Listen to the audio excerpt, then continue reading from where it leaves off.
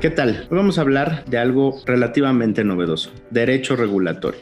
Cuando se estudiaba el derecho, tradicionalmente había una división a dos partes: derecho privado por un lado, derecho público por el otro. Esta clasificación parecía comprender que el derecho solamente se podía dividir en dos cajones separados y perfectamente identificados. Era público todo aquello en lo que intervenía el Estado o alguno de sus entes o algunas de sus funciones, dependiendo de la clasificación doctrinal. Era privado todo aquello que tenía que ver o que regular relaciones entre particulares. ¿Qué pasa con la realidad? Que la realidad siempre supera a la norma. Y entonces aparecen esos pequeños campos donde el derecho público y el derecho privado se tocan más de la cuenta.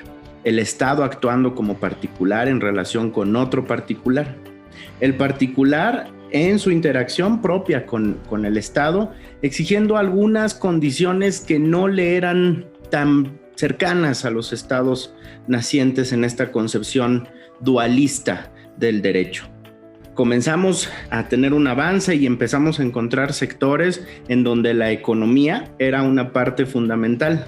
Competencia económica se volvió un tema de regularidad entre algunas partes de colegas, abogadas y abogados que necesitaban comenzar a entender cómo funcionaba todo esto. El derecho de las telecomunicaciones, que implicaba entender que era un mercado que tendía hacia el monopolio.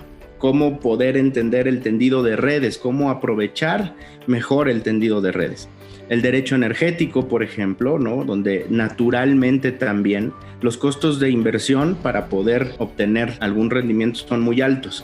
Todo esto nos hizo repensar si la barrera entre el derecho público y el derecho privado, que tanto nos había ayudado no solo a estudiar, sino a explicar el derecho, se encontraba a la altura de las circunstancias. Así yo creo que surge una rama muy interesante del derecho, el derecho regulatorio.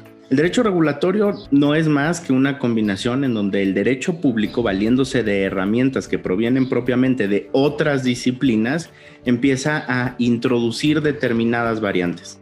El uso de la economía, de la competencia económica, de variables que le son cercanas pero ajenas a establecer regulaciones. La tradicional división de poderes en ejecutivo, legislativo y judicial parece darle cabida a otros órganos, los órganos constitucionales autónomos o los órganos autónomos que provienen de una tradición más anglosajona, como las denominadas agencias. Estos órganos que se caracterizan por ser extremadamente técnicos, por regular cuestiones que no son propiamente políticas sino técnicas y que necesitan evidentemente de un marco normativo también enfocado a una parte técnica. Cuestiones como la gobernanza, la buena administración empiezan a aparecer en la mente de aquellos publicistas que trataban de entender cómo darle sentido al derecho público en un mundo cambiante.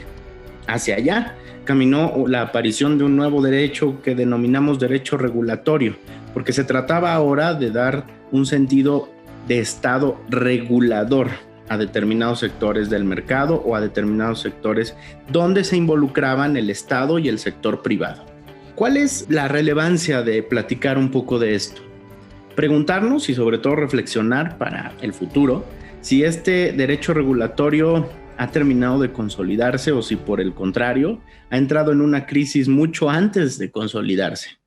Lo que vemos es que en los estados actuales parece que si bien había una propensión a expandir el derecho regulatorio, hoy parece que los estados vuelven a tener la tentación de regresar al ámbito público lo que ellos consideran es estrictamente público. Que los sectores regulados como telecomunicaciones, competencia económica, derecho de la energía, no son o no le son tan cómodos al Estado.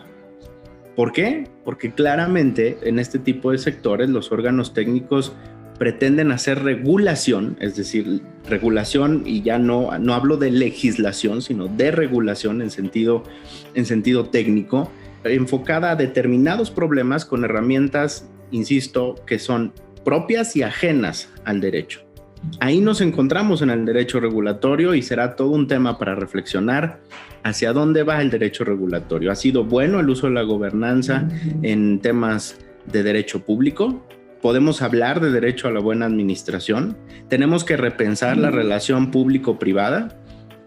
Creo que el tema nos dará para mucho en futuras entregas.